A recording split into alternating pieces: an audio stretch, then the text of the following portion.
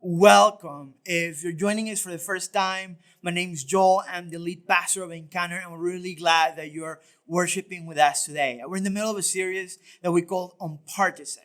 And it's a series about political engagement, how the church and how Christians should engage the topic of politics. We think that politics is not something that we should just ignore or be silent on, precisely because, politics determine policies and policies affect the lives of people and people matter to God. So we believe that we have a call to be engaged in the issue. However, at the same time, we also believe that there's dangers that can happen with political engagement. So last week, we talked about how, if we jump fully on the bandwagon of one ideology or one political party or one candidate, we can very easily run the risk of falling into some sort of idolatry where we think that that's the thing that's going to cure all of the ills of the world instead of placing our hopes in Jesus and the kingdom of God. And that's incredibly dangerous. So we believe that engaging this topic has to have a certain level of tension in how we do it. And what I want to do this week is talk about how do we engage the people that vote different from us. I think it's fair to say that we're probably one of the most polarized times that any of us remember, probably one of the most polarized times that any of us have lived through. And I think that kind of makes sense in a way because we're in a world that's very diverse. We're in a country that's very diverse. We're in a country that has people from different walks of life, from different ethnicities, from different cultural backgrounds, from different beliefs. So obviously, we're all going to have different ideas of how things should run and how the country should function. The problem is I feel like our polarization is such that it's not that we just have, debates and disagreements and differences in opinion how things should go about, but we've actually gone to a point that we have legitimate contempt and hatred for the people on the other side of the aisle. It's not only that I disagree with you, is that somehow there is something wrong with you, that you are, not only misguided, not only perhaps misinformed, but you're evil. And I see that happen all the time. And it kind of like devolves into this just, dark cycle of more hatred and more toxicity in the country. See, it's happened, people in social media all the time. Like you see people, I see people post, very innocuous posts about some sort of opinion that they have, and the comments just devolve into this dumpster fire because people think, okay, well, if you believe that, then you also believe these other things, and then it just goes downhill. I've seen this happen between Christians, between family members, between lifelong friends. We're incredibly polarized. We're only polarized, from our differences between parties, even within each party. I was getting my haircut this week, and I'm talking to my barber, and he brings up the election, and we're talking about how, even between political parties, there's like these extremes on both ends that are growing in popularity, and he goes off on the extreme of his political party and of how much he disagrees with them and how much he thinks that they're ruining the party. And you can just feel him get worked up and angry about it. That's how polarized we are. And I worry about that for a number of reasons, right? One is that I think that as Christians, like the vision that God has for the church is that the church will be a community of love that invites people and that welcomes people, where all other differences are cast aside and we can center around Jesus and the work that he's done on the cross for us as a unifying factor.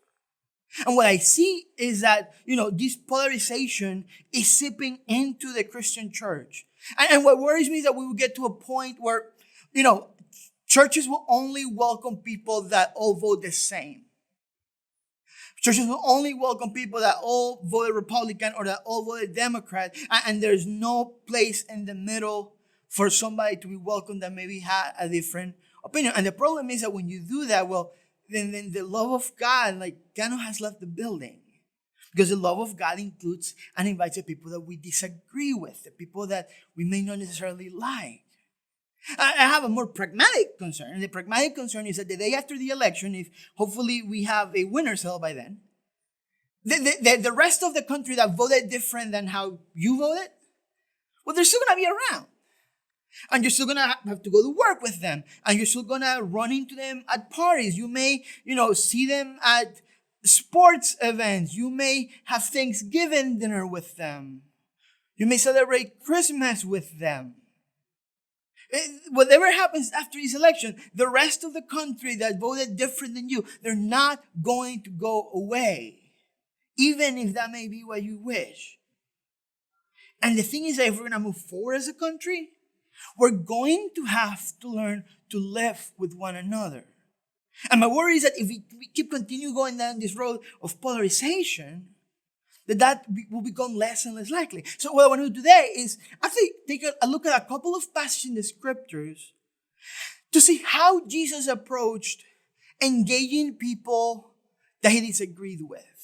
How God approaches engaging people that may not like him or that may think different than him, maybe people that may hate him, and what Jesus did and what God calls us to do. So if you have a Bible, open it in the book of John, and I want to read John chapter 17. I'm going to start reading on verse 11. This is what it says.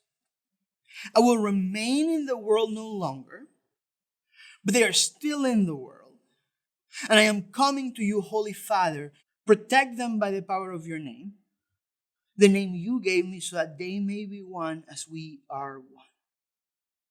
In this passage in the Gospel of John, it's during the Lord's Supper, right as Jesus is about to be arrested, and he's praying for his disciples because he knows that his time on earth is coming to an end. And at the top of the priorities of the things that Jesus prays for is this idea of unity. That they may be one as we, talking about his relationship with the Father and the Holy Spirit, as we are one. And I think that's interesting because even in that prayer, what you see is that Jesus is hinting at the fact that there's this oncoming persecution. And Jesus knows that some of them are going to be persecuted first by the Jewish leaders in Jerusalem and then by the Roman Empire. Some of them are being executed. They're going to face poverty. They're going to be living on the run. They're going to have to meet in caves because being Christian is illegal. All these things are coming. And Jesus doesn't pray for the church to gain political influence. And Jesus doesn't pray for the church to gain the culture wars. What Jesus prays for is unity. It's for the church to be united. Not only then, but throughout time.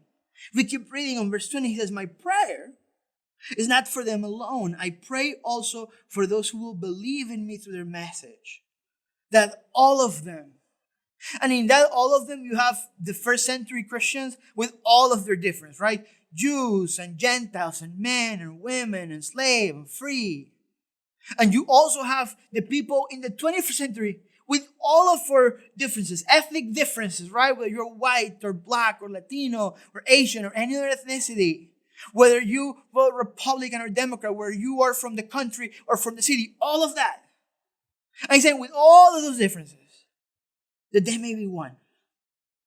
And we read that today, and honestly, it kind of sounds like impossible, right? Like because we're in a time that's so polarized that imagining that community like that could happen, it almost sounds like a fool's dream.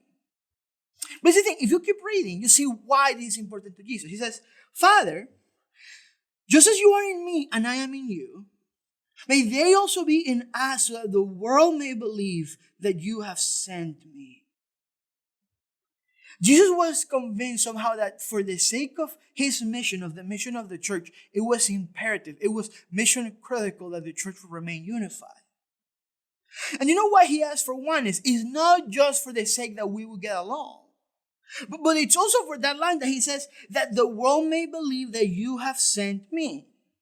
For Jesus, the ultimate witness of his reality, the ultimate evidence of the claims of Christianity, the ultimate proof that Jesus was who he said he was, that Jesus is who he says he is the unity of the church.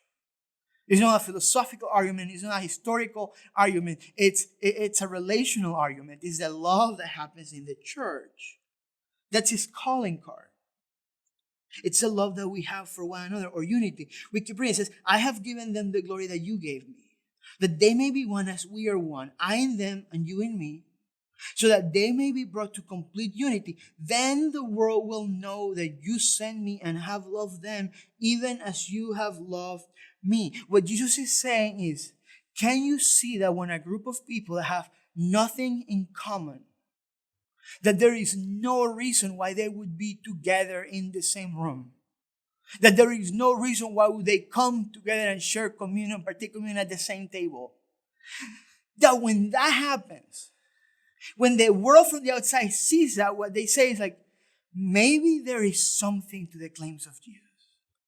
If those people that have nothing in common can come together in love in spite of their differences, then maybe we should check out this Jesus guy. Now, can you see then how that goes against some trends that we see in the church today? Pastors and seminary presidents saying, if you are a Christian, you have to vote this way. Or nobody who is a Christian could possibly vote this way. Can you see how those claims go against the prayer of Jesus for the church to be one? And I honestly, think that sometimes we hear that and it makes us uncomfortable. Because within us, there is also sometimes that feeling that, I cannot understand how somebody who calls himself a Christian could possibly vote the other way. And within you, there's part of you almost feel like uncomfortable because you feel like me saying this means that somehow I'm endorsing the evil, terrible policies from the other party. And I say the other party because both parties immediately, when I say evil, terrible policies, they're thinking about the other party.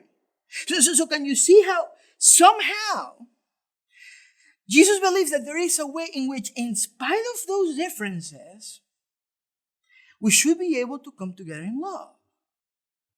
This is at the core of Christianity. Let me show you. This is Luke chapter 10, verse 25. On one occasion, an expert in the law stood up to test Jesus. "Teacher," he asked, "what must I do to inherit eternal life?" "What is written in the law?" he replied. "How do you read it?" He answered, "Love the Lord your God with all your heart and with all your soul and with all your strength and with all your mind, and love your neighbor as yourself." "You have answered correctly," Jesus replied. "Do this and you will live." The first week of the series, we talked about how, at the core of healthy political engagement as Christians is the idea of seeing the people that vote different from us or think different from us, not as enemies to defeat, but as neighbors to love. And that idea that the person that we will be tempted to see as our enemy, we actually should see as our neighbor, is an idea that, Jesus comes up with. So this is the next part of that passage. So the teacher of the law is asking, he says, but he wanted to justify himself. So he asked Jesus, "And who is my neighbor?" In reply, Jesus said, "A man was going down from Jerusalem to Jericho when he was attacked by robbers. They stripped him of his clothes, beat him, and went away, leaving him half dead. A priest happened to be going down the same road, and when he saw the man, he passed by on the other side. So too a Levite, when he came to the place and saw him, passed by on the other side. But a Samaritan, as he traveled, came where the man was, and when he saw him, he took pity on him. He went to him and bandaged his wounds, pouring on oil and wine. Then he put the man on his own donkey, brought him to an inn, and took care of him. The next day he took out 2 denarii and gave them to the innkeeper. 'Look after him,' he said, 'and when I return, I will reimburse you for any extra expense you may have.' Which of these 3 do you think was a neighbor to the man who fell into the hands of robbers?" The expert in the law said, "The one who had mercy on him." Jesus told him, "Go and do likewise." So Jesus is having this conversation with this teacher of the law where he flat out gets asked, well, who is my neighbor? And Jesus doesn't answer, your neighbor is the guy that looks just like you, or the guy that you like, because that's the idea of our neighbor, right? The people that are like us, or the people that we like. Jesus centers into this story as a neighbor, a Samaritan. Now, what you need to know is that the Jewish people at the time and Samaritans hated each other. Hundreds of years before, when that whole territory was, conquered first by the Assyrian Empire and then the Babylonian Empire, The region of Samaria, that's the northern kingdom. That's where all the people from the part of Israel were living when Israel was divided into Israel and Judah. They will all be taken into exile, and the people that were settled into that area weren't people from Israel. It was just people from the neighboring regions. And those people then kind of like brought their own cultures and their own traditions, and eventually they kind of like adapt some of the Jewish religion, but it's a mix between Jewish religion and these other things. So when the people from the kingdom of Judah come back from exile and move to the land, they don't look kindly on the people of Samaria. For a number of reasons, right? One is that they were practicing the religion wrong. The other one was that they hadn't suffered the exile that they had suffered. But ultimately, you know what it was? That they didn't think they were clean enough. They didn't think they were pure enough. They didn't think that they were ethnically right. And that doesn't happen today, right? And it's that person that the teacher of the law hates, that the teacher of the law sees as like he's beneath him. That's a person that Jesus speaks to represent the neighbor. And I'm telling you this because part of the reason why I think we're so divided, even within the church, that it's so hard for us to embrace and love and have relation with people that vote different from us, is because we live kind of like the teacher of the law. That we think that we are better or morally superior in some way to the people that vote different from us. Now listen, I am not saying that there are not legitimate differences in policies. I actually happen to believe that there are policies on both parties that God is not okay with, that go against the ethics of Jesus. I also think there are practices that both parties represent that God is against, flat out. And I'll speak against them, and you firmly speak against it. But what I want you to see in this story is that whoever you would think is like the worst person in your book, if Jesus was telling you this story, that's what Jesus would pick to tell you that's your neighbor. Jesus would be saying, it's like a pro-life activist was dying down the road and a Planned Parenthood volunteer stopped to help. He would say, it's like a nationalist was heard down the road and undocumented immigrants stopped down to help. Or the opposite. It's if a Republican was hurting and a Democrat stopped down to help. Or if a Democrat was hurting and a Republican stopped down to help. Do you see what I'm trying to say? Whoever you can think in your mind as the most offensive person to be in this story, that's probably who Jesus would have labeled as your neighbor. What happens is that we have these categories in our minds because who we should care for, who we should love, who is deserving of mercy. And Jesus shatters all of those categories. And this is how he calls us to live. What I'm trying to tell you is this: love is not earned. If you vote different than me, regardless of how much I may disagree with you, regardless of how much I may think you're misguided or wrong, you still don't have to do anything to earn my love because that's how God functions. In the book of Romans, the Apostle Paul says, on chapter 5, verse 6, you see, just at the right time, when we were still powerless, Christ died for the ungodly. Very rarely will anyone die for a righteous person. Though for a good person, someone might possibly dare to die. But God demonstrates his own love for us in this: while we were still sinners, Christ died for us. The Apostle Paul is kind of like talking about the love that God has shown us through Christ. He makes a couple points that I think are relevant to our conversation today, right? The first one is that true love, it's not only love towards the people that we like or the people that we agree with or the people that look like us or vote like us. He says in this line, he says like, if true love is represented in Christ's death, he says it's very rare that somebody would die for somebody that is righteous, right? He says, who would die for the ungodly? He says Christ dies. And who's the ungodly? It's us. Which is the second thing, right? Like, part of the problem here is that because of our differences in opinion and perspective in policy today, in approach to how things should work. We have these positions that we think, whatever position we hold because we think it's the right position, and we see the other position not only as wrong, but as evil or misguided or morally dubious. And listen, I think that sometimes those are legitimate differences. I'm not saying that all policies are equal. I'm not saying that there are things that we just agree to disagree. No, there are very legitimate things that are right and legitimate things that are wrong, and we should stand for them. But that doesn't make us better than the people that think different than us. That's not the equation of how God sees that. That doesn't make us and the people that vote like us and look like us more deserving of love, more deserving of mercy, more deserving of respect. It doesn't work like that. Because for God, the category is that we're all ungodly, and God didn't care. And God still sent his son to die for us.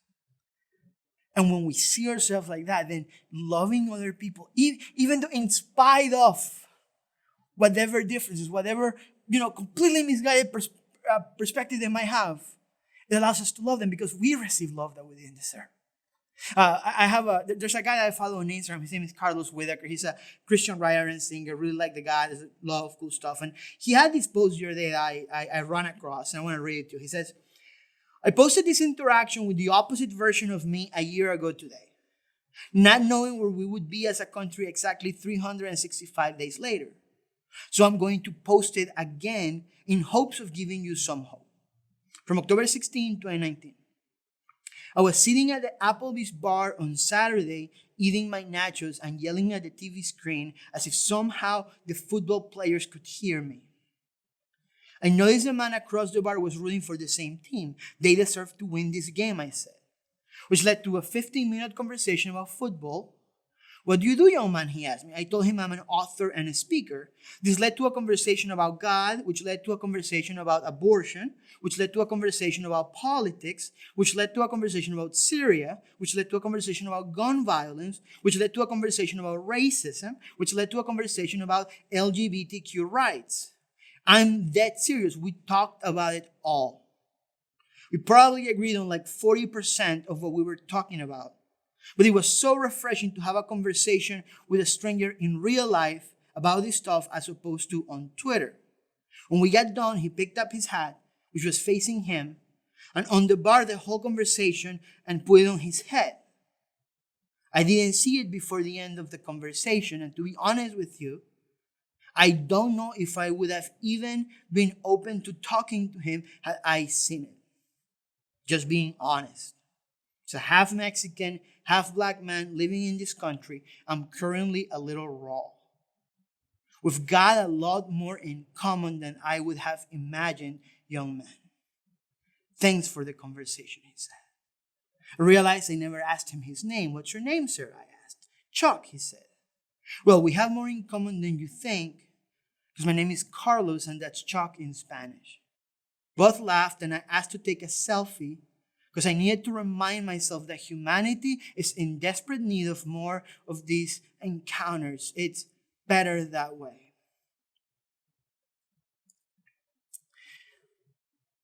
What would happen if we could see people that think different than us, that vote different than us, not just through the eyes of ideology, but through the eyes of love?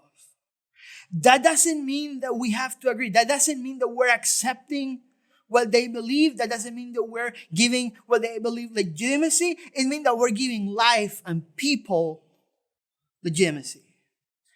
Because God did that for us. You know how that passage in Romans keeps going? Verse 10 says, for if, while we were God's enemies, we were reconciled to him through the death of his son, how much more, having been reconciled, shall we be saved through his life? Jesus is saying, we don't need to agree for me to love you. I love you not only when we disagree, when we were enemies. When you were ungodly. When we see ourselves as like not deserving of the grace that we've received, but realizing that it was a free gift. That's when we're able to treat other people with love and respect because we've gained that humility and that perspective. And that's what I think Jesus is calling us to today.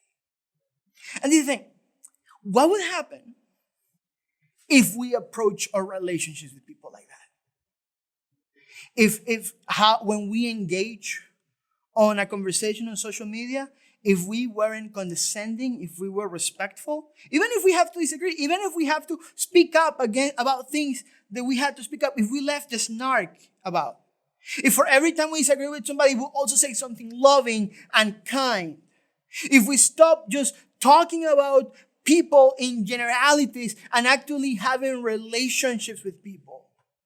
Because I've seen how this season has brought out the worst in some of us. And there's hate, and there's anger, and there's frustration, and we don't know what to do with it, so we just kind of like direct it towards the other side. And Jesus says, no. That's your neighbor. One of my favorite stories about the crucifixion of Jesus is in the Gospel of Luke. You see, when Jesus is taken to the cross, there's this moment where the soldiers that are crucifying him are playing with his clothes and kind of like casting lots to see who's going to keep his clothes because there's like a nice tunic that he had and he's going to die anyway. And there's this line on Luke 23:34 that says, Jesus said, Father, forgive them, for they do not know what they are doing. This is not somebody that had a difference in political opinion than Jesus. This is somebody who was killing Jesus. And Jesus is saying about these people, Father, forgive them, for they don't know what they're doing. And if you go a few verses down, there's this line that says, the centurion, seeing what had happened, praised God and said, surely this was a righteous man. This is one of the soldiers that is playing with the clothes of Jesus. And he's seen Jesus dying on a cross for the sins of the world. And not having hate, and not having anger, and not having snark, and not having condescension toward the people on the other side of that. But saying, Father, forgive them, for they don't know what they do. And that love and that compassion, that's something in the heart of the centurion. And he believes that Jesus is the Son of God. That's what Jesus is saying at the beginning in the Gospel of John. He's saying, when you love each other like that, you know what happens? The people around you that don't believe in Jesus say, well, surely then Jesus was the Son of God. How can they love one another like that? My friends, what if in this season we become known not as the people that are more vociferous, not the people that are more divisive, not the people that are always insulting the other side, not the people that are always just being snarky to the other side or condescending to the other side or hateful to the other side? What if we're known as the people that show unconditional love? Because that's what God did for us.